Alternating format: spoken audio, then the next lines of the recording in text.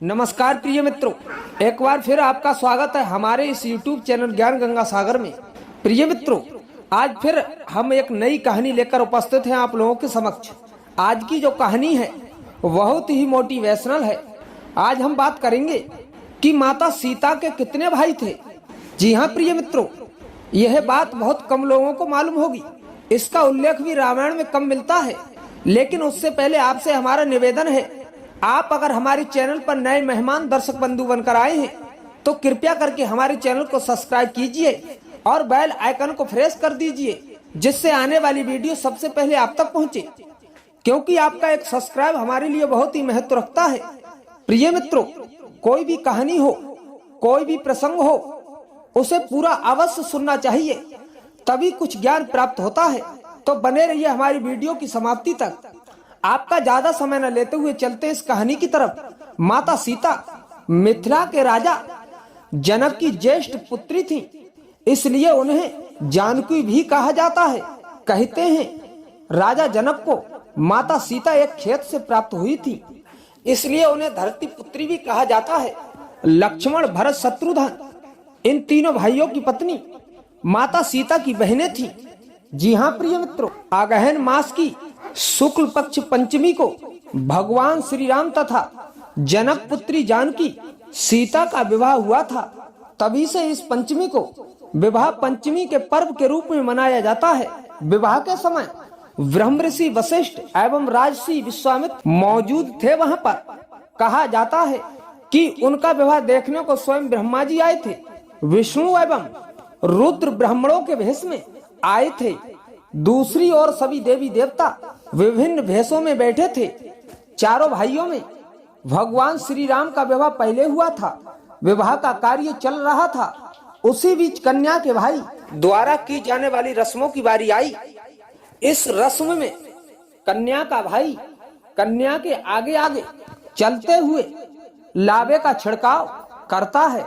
विवाह करवाने वाले पुरोहित जी ने जब इस प्रथा के लिए कन्या के भाई को बुलाने के लिए कहा तो वहां पर समस्या खड़ी हो गई, क्योंकि जनक का कोई पुत्र नहीं था। ऐसे में सभी एक दूसरे से विचार करने लगे। इसके चलते विवाह में विलंब होने लगा। अपनी पुत्री के विवाह में इस प्रकार विलंब होता देखकर पृथ्वी माता भी दुखी हो गई। तभी अकस्मात एक श्याम वर्ण का युवक उठा और इस रस्म को पूरा करने के लिए आकर खड़ा हो गया और कहने लगा, मैं इसका भाई हूँ।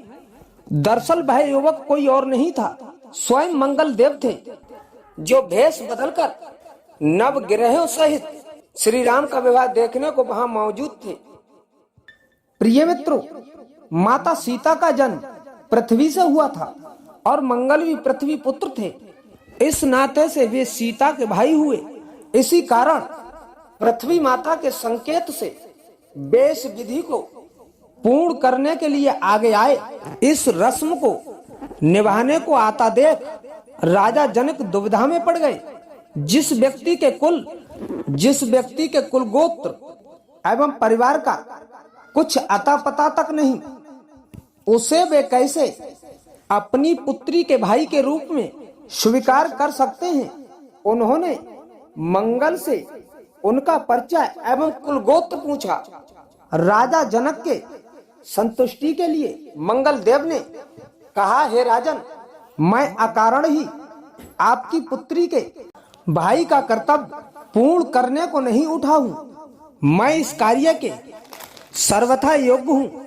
अगर आपको कोई शंका हो तो आप महर्षि वशिष्ठ एवं विश्वामित्र से इस विषय में पूछ सकते हैं। ऐसी वाणी को सुनकर राजा जनक ने महर्षि वशिष्ठ एवं विश्वामित्र से पूछा। दोनों ही इस रहस्य को जानते थे, अतः उन्होंने इसकी आज्ञा दे दी। इसी प्रकार सभी की आज्ञा पाकर मंगल देव ने माता सीता के भाई के रूप में सारी रस्में निभाई। हालांकि इस घटना का रहस्य एवं उल्लेख रामायण में बहुत कम ही मिलता है।